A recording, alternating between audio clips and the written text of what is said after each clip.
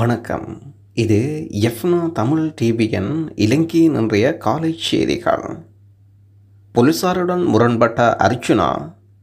பாராளுமன்ற உறுப்பினர் ராமநாதன் அர்ச்சுனா அவர்கள் போலீஸ் அதிகாரிகளுக்கு இடையில் ஒரு முரண்பாடு ஏற்பட்டுள்ளதாக தகவல் வெளியிடப்பட்டுள்ளன.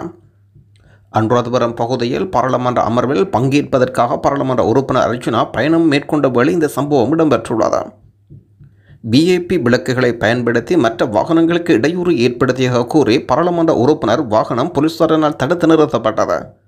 இதன்போது போலீசார் அவரிடம் அடையாள அட்டையை கூறிய நிலையில் பாராளுமன்ற உறுப்பினர் அர்ச்சுனா, நான் பாராளுமன்றம் செல்கின்றேன், செய்யும் வேலையை விட என் கடமை பெரியது என்று கூறி வாக்குவாதத்தில் ஈடுபட்டுள்ளார்.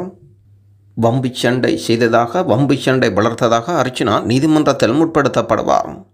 போக்குவரத்து போலீசாரின் உத்தரவுகளை புறக்கணித்து செயற்பட்டமைக்காக பாராளுமன்ற உறுப்பினர் ராமநாத அர்ச்சுனாவுக்கு எதிராக போலீசார் விசாரணைகளை தொடங்கியுள்ளனர். பாராளுமன்ற அமர்வில் கலந்து கொள்வதற்காக கொழும்புக்கு வந்த சந்தர்ப்பத்தில் அனுராதபுரம் பகுதியில் போக்குவரத்து பணியில் ஈடுபட்டிருந்த போக்குவரத்து போலீசாரின் கடமைகளுக்கு இடையூறு விளைவித்ததாக அவர் மீது குற்றம் சுமத்தப்படுகின்றது. இந்த சம்பவம் தொடர்பான விடயங்கள் நீதிமன்றத்தில் சமர்ப்பிக்கப்பட இருப்பதாக போலீஸ் ஊடக பேச்சாளர் அறிவிக்கின்றார். பாராளுமன்ற உறுப்பினர் தெரிவித்த கருத்தானது இனங்களுக்கிடையில் முரண்பாட்டை ஏற்படுத்தியதாக குறித்து விசாரணை நடத்தப்பட்டு வருவதாக போலீஸ் ஊடக பேச்சாளர் அறிவிக்கின்றார். பாராளுமன்ற உறுப்பினர் ராமநாதன் அர்ச்சுனாவுக்கு எதிராக மோட்டார் வாகன சட்டம் தண்டனை சட்டத்தின் கீழ் குற்றச்சாட்டு பதிவு செய்யப்படும். வாகனத்தில் பிரமுகர் பயணிக்கும் போது பயன்படுத்தும் ஒலி சப்த சமிக்கைகளை எழுப்பியவாறு அர்ச்சுனா பயணித்துள்ளார். அதை போலீசார் தடுக்க முற்பட்ட போது அர்ச்சுனா வழக்கமான பாணியில் ரவுடித்தனமான முறையில் நடந்து அதை பேஸ்புக்கில் ஒலிபரப்பு செய்திருப்பதாகவும் அவரது நடத்தை பிழையானது என்ற போலீஸ் ஊடக பேச்சாளர் கருத்து வெளியிட்டிருக்கின்றார். வடக்கு கிழக்கு கரையோரங்களெங்கும் விசேட பொருட்கள் கண்டுபிடிப்பு. சம்பூர் கடற்கரையில் மர்மமான பொருள் கண்டுபிடிப்பு. திருகோணமலை சம்பூர் போலீஸ் பிரிவில் சூடாக்குடா கடல் பகுதியில் இன்று காலை மர்மமான பொருள் ஒன்று கரையொதுங்கியிருக்கிறது.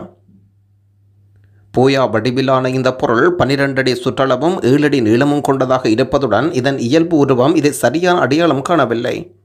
பிரதேச மக்கள் இது தொடர்பாக அவதானித்து சம்பூர் போலீசாருக்கு தகவல் வழங்கியுள்ளனர்.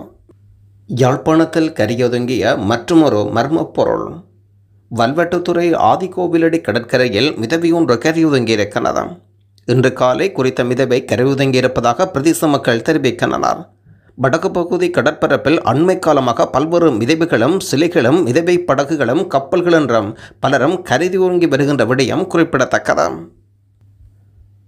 இலங்கை அரசுக்கும் தமிழீழ விடுதலை புலிகள் அரசுக்கும் இடையிலான சமாதான பேச்சுவார்த்தையின் பொழுது அக்டோபர் 2023 சமர்ப்பிக்கப்பட்ட இடைக்கால தன்னாட்சி அதிகார சபை தீர்வு திட்டத்தை உருவாக்கிய அரசியல் சட்ட அறிஞர் குழுவின் முக்கிய பங்காளராக இருந்த ஆஸ்திரேலியாவில் இருந்து பணிபுரிந்து இலங்கை அரசுக்கு அச்சமும் எரிச்சலூட்டக்கூடிய இலங்கையின் முன்னாள் சட்டமா அதிபர் அமர சிவா பசுபதி உயிரிழந்திருக்கிறார்.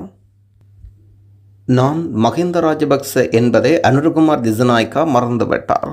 ஜனாதிபதி அனுரகுமார திசாநாயக்கா நான் மஹிந்த ராஜபக்ச என்பதை மறந்துவிட்டார் என்றும் எவ்வாறு இருப்பினும் எந்த நேரத்திலும் உத்தியபூர்வ இல்லத்தை விட்டு வெளியேற நான் தயாராக இருக்கின்றேன் என்று முன்னாள் ஜனாதிபதி மஹிந்த ராஜபக்ச அறிவிக்கின்றார். முன்னாள் ஜனாதிபதி அமைச்சரவை தீர்மானத்தின் அடிப்படையில் தனக்கு இந்த உத்தியபூர்வ இல்லம் வழங்கப்பட்டதாகவும் அது ஜனாதிபதி மைத்ரிபால சிறிசேனவின் ஆட்சி காலத்தில் வழங்கப்பட்டதாகவும் கூறியிருக்கின்றார். தனது தனிப்பட்ட பாதுகாப்புக்காக முன்னாள் அரசு தலைவர்கள் இதுபோன்ற வசதிகளை தொடர்ந்தும் வழங்கும் அடிப்படையில் ஒரு அதிகாரப்பூர்வ வீடு தனக்கு வழங்கப்பட்டதாக மஹிந்த ராஜபக்ச சொல்கின்றார்.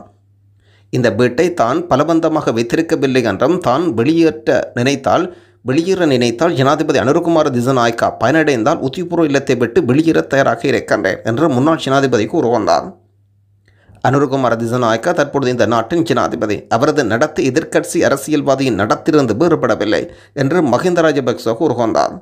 ஜனாதிபதி அனுரகுமார தான் மஹிந்த ராஜபக்ச என்பதை மறந்துவிட்டார் என்பதை வலியுறுத்தி முன்னாள் ஜனாதிபதி அவரது உரைகள் அரங்கேறுகின்றன. எழுத்துப்பூர்வ அறிவிப்பு வழங்கப்பட்டால் எந்த நேரத்திலும் உத்தியபூர்வ இல்லத்தை விட்டு வெளியேற தான் தயாராக இருப்பதாக முன்னாள் ஜனாதிபதி அறிவிக்கின்றார். மிகவும் கடினமான காலங்களில் நாட்டுக்காக செயல்பட்ட ஜனாதிபதியாகவும் போரை முடிவுக்கு கொண்டு வந்து நாட்டை வளர்ச்சி பாதைக்கு கொண்டு வந்ததாகவும் தான் இருந்ததாக முன்னாள் ஜனாதிபதி நினைவு கூர்ந்திருக்கின்றார்.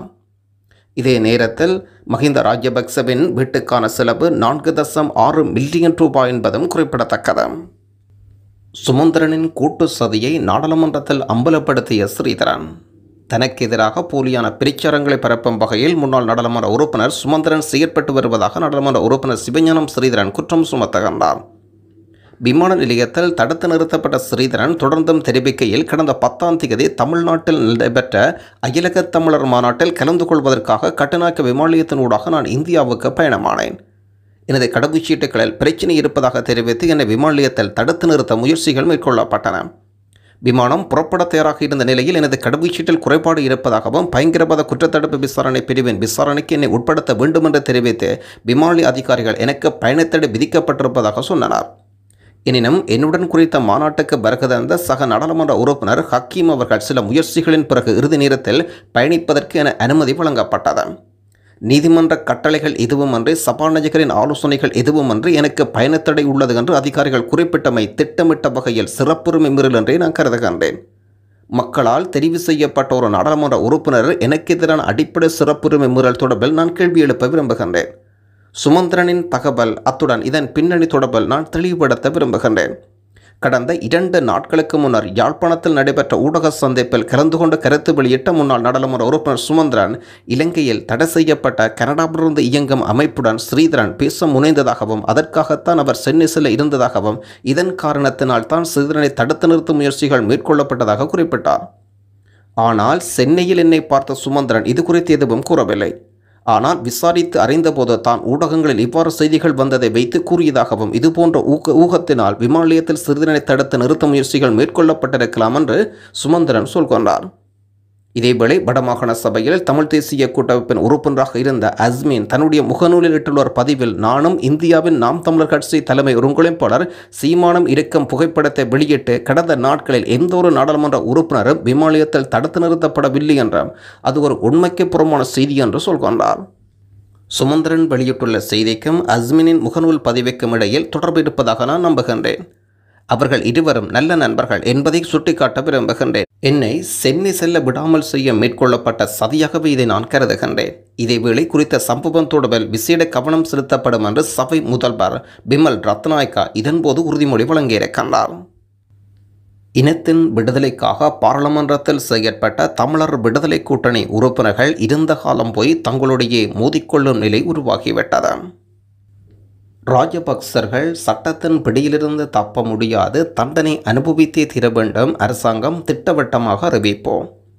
ஊழல் மோசடிகளில் ஈடுபட்ட ராஜபக்சர்கள் சட்டத்தின் பிடியிலிருந்து தப்ப முடியாது என்றும் இளைஞர்கள் அலுவல்கள் மற்றும் விளையாட்டுத்துறை அமைச்சர் சுனில்குமாரை அறிவிக்கின்றார். ராஜபக்சர்களின் ஊழல் மோசடி ஆட்சியே அவர்களின் படுதோல்விக்கு பிரதான காரணம்.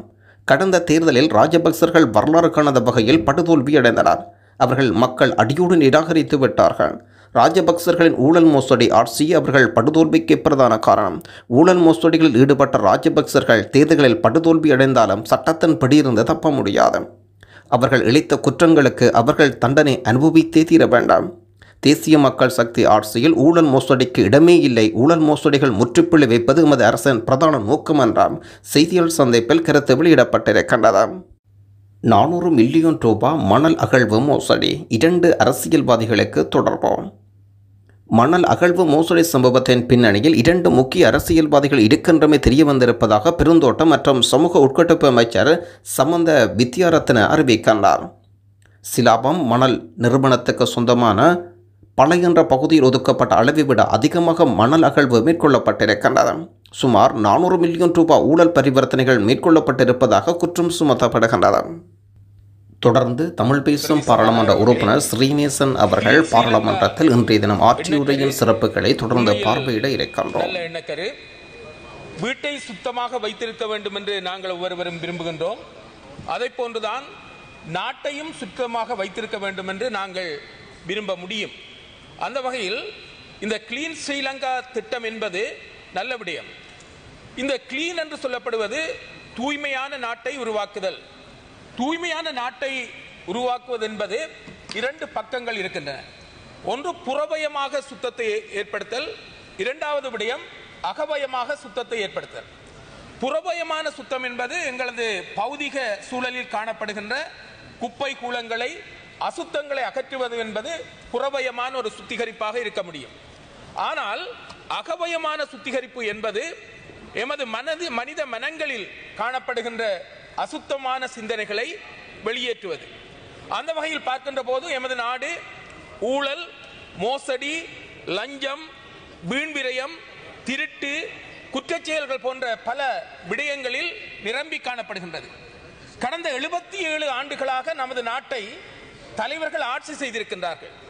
இவ்வாறு ஆட்சி செய்தவர்கள் இந்த நாட்டில் சுத்தத்தை ஏற்படுத்தவில்லை, தூய்மையை ஏற்படுத்தவில்லை என்பது இந்த தூய்மையான ஸ்ரீலங்கா என்கின்ற கருத்திட்டத்தின் மூலமாக வெளிப்படுகின்றது. ஆகவே தூய்மையான விடயங்களை நாங்கள் ஆதரித்துத்தான் ஆக வேண்டும். அந்த வகையில் ஊழல் இல்லாத, மோசடி இல்லாத, கையூட்டு இல்லாத, திருட்டு இல்லாத, வீண்விரயம் இல்லாத ஒரு நாட்டை உருவாக்குவது என்பதை சகலரும் விரும்புவார்கள் என்று நான் நம்புகின்றேன். கடந்த காலத்தில் பல குற்றச்செயல்கள் நடைபெற்றிருக்கின்றன. குற்றவாளிகள் கைது செய்யப்படவில்லை, தண்டிக்கப்படவில்லை என்கின்ற குற்றச்சாட்டுகள் நிறைய காணப்படுகின்றன. எனவே பாரிய குற்றங்களை செய்துவிட்டு அவர்கள் கௌரவர்களாக உலா வருவதை காணக்கூடியதாக இருக்கின்றது. எனவே இந்த விடயமும் இந்த கிளீன் ஸ்ரீலங்கா என்கின்ற விடயத்திற்குள் உள்வாங்கப்பட வேண்டும். அடுத்த விடயமாக சொல்ல போனால், இந்த கிளீன் ஸ்ரீலங்கா என்று சொல்லப்படுகின்ற போது எங்களுக்கு தெரியும், கடந்த காலத்தில் பல புத்திஜீவிகளை நாங்கள் இழந்திருக்கின்றோம். பலர் இந்த நாட்டை விட்டு வெளியே ஓடி இருக்கின்றார்கள். இந்த நாடு ஒரு கிளீன் ஸ்ரீலங்காவாக இருந்திருந்தால் புத்திஜீவிகள் இந்த நாட்டை விட்டு ஓட வேண்டிய அவசியம் வந்திருக்காது. புத்திஜீவிகள் அழிக்கப்படுகின்ற ஒரு சூழலும் உருவாகி இருக்கின்றது. ஆகவே இனவாதம், மதவாதம், மொழிவாதம், பிரதேசவாதம் என்று பல கூறுகளால் நமது நாடு அசுத்தமாக்கப்பட்டிருக்கின்றது. இந்த கூறுகளை வைத்துக் கொண்டுதான் ஆட்சியாளர்கள் தேர்தலில் பிரச்சாரங்களை செய்கின்ற விடயங்களும் காணப்படுகின்றன. ஆனால் கடந்த காலத்தில் இந்த தேர்தல் பிரச்சாரத்தின் போது இவ்வாறான அடிப்படை வாதங்கள் செல்லுபடியற்ற ஒரு சூழ்நிலை உருவாகி இருக்கின்றது. எனவே இதனை பயன்படுத்தி நீங்கள் ஒரு சுத்தமான நாட்டினை உருவாக்க வழிகிட்டால், நாங்கள் சுத்தமான வீட்டை விரும்புகின்ற கட்சிக்காரர்கள் என்ற வகையில் அதனை நாங்கள் ஆதரிக்க தயாராக இருக்கின்றோம். அதேவேளை இந்த விடயம் என்பது ஒரு கோட்பாட்டு நிலையில் காணப்படக்கூடாது. இது ஒரு செயல்பாட்டு வடிவம் பெற வேண்டும். சொல்லுவார்கள், சொல்லுதல் யாவர்க்கும் எளிய, அறியவாம் சொல்லிய வண்ணம் செயல் என்று சொல்வார்கள். இது திருக்குறள். சொல்லுவது எல்லோருக்கும் இலகுவாக இருக்கும், சொல்லிய விடயங்களை செய்வது என்பதுதான் கஷ்டமாக இருக்கும். எனவே இந்த விடயத்தை நீங்கள் அமுல்படுத்தி ஒரு சுத்தமான ஊழல், மோசடி, லஞ்சம், குற்றமற்ற, குற்றவாளிகளற்ற, போதையற்ற ஒரு நாட்டை உருவாக்குவது என்பது நாட்டுக்கு ஆரோக்கியமான விடயமாக இருக்கும். நாட்டை பலரும் விரும்பக்கூடிய ஒரு சூழ்நிலையில் இருக்கும். அதேவேளை நாட்டை விட்டு சென்றவர்கள் கூட இந்த நாட்டை நாடி வந்து இந்த நாட்டில் முதலிடக்கூடிய ஒரு சந்தர்ப்பம் வரும். அதற்காக இனப்பகை, மதப்பகை, இன ரீதியான சட்டங்கள், மத ரீதியான சட்டங்கள் என்று பாரபட்சமான சட்டங்கள், திட்டங்கள் என்பன தீட்டப்படுவது அகற்றப்பட வேண்டும் என்பதை இந்த இடத்தில் நான் கூறிக்கொள்ள விரும்புகின்றேன். அதேவேளை விவசாயிகள் விடயத்திலும் கூட இந்த கிளீன் ஸ்ரீலங்கா என்ற விடயத்தில் அவர்கள் விளைவிக்கின்ற அந்த விளைவுப் பொருட்களுக்கு உத்தரவாதமான விலை அளிக்கப்பட வேண்டும். ஒரு பக்கம் விவசாயிகள் கஷ்டப்பட்டு நெல்லை அல்லது பயிர்களை உற்பத்தி செய்து விளைபொருட்களை தருகின்ற போது வெளிநாடுகளில் இருந்து பொருட்களை இறக்குமதி செய்து கொமிஷனை பெற்றுக் கொள்ளுகின்ற நடைமுறைகளும் கடந்த காலத்தில் நடந்திருக்கின்றன. ஆகவே விவசாயிகளுக்குரிய உத்தரவாத விலை என்பது மிக அவசியமான விடயம். அவ்வாறு இல்லாது விட்டால் விவசாயிகள் தமது பயிர் செய்கை நடவடிக்கைகளில் இருந்து ஒதுங்கிக் கொள்ளக்கூடிய ஒரு சூழ்நிலை ஏற்படுவதற்கு வாய்ப்பு இருக்கின்றது. இதையும் விட இப்போது பல அனர்த்தங்கள், வெள்ள அனர்த்தங்கள் ஏற்படுகின்றன. இந்த பிரதேசங்கள் சௌகரியமான பிரதேசங்கள், அசௌகரியமான பிரதேசங்கள் என்று பிளவுபட்டு காணப்படுகின்றன. சௌகரியமான பிரதேசங்களில் சுகமான வாழ்க்கையை அனுபவித்துக் கொண்டு அசௌகரியமான பிரதேசங்களில் கஷ்டமான வாழ்க்கையை மக்கள் அனுபவித்துக் கொண்டிருக்கின்றார்கள். இப்போது உங்களுக்கு தெரியும், வெள்ள காலம், மழைக்காலமாக இருக்கின்றபடியால் கிரான் பாலம் பெருக்கெடுத்து வெள்ளமாக காணப்படுகின்றது.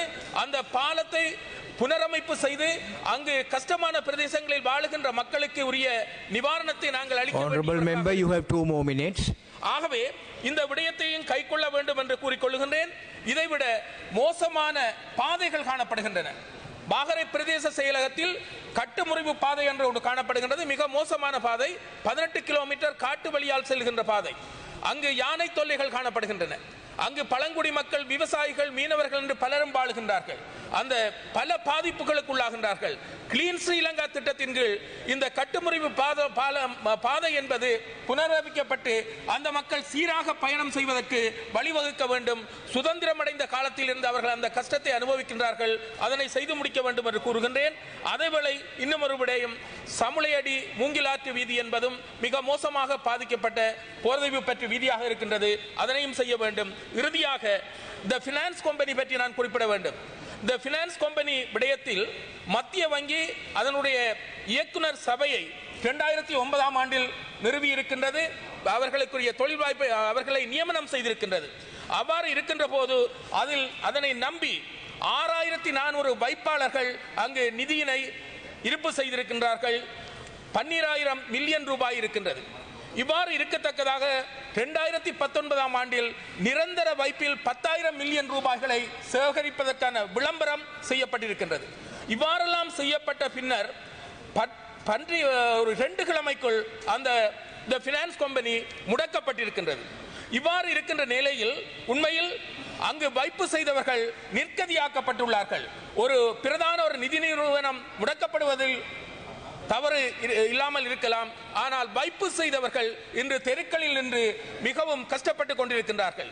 எனவே இந்த பினான்ஸ் கம்பெனி விடயத்தில் அங்கு நம்பி வைப்பு செய்தவர்களுக்குரிய அவர்களுடைய வைப்பு தொகையும் வட்டியும் வழங்கப்பட வேண்டும் என்பதை அவர்கள் மிகவும் உருக்கமான செய்தியாக தந்திருக்கின்றார்கள். எனவே இந்த விடயத்தையும் கூறிக்கொண்டு கடைசியாக ஒரு விடயத்தை சொல்லுகின்றேன்.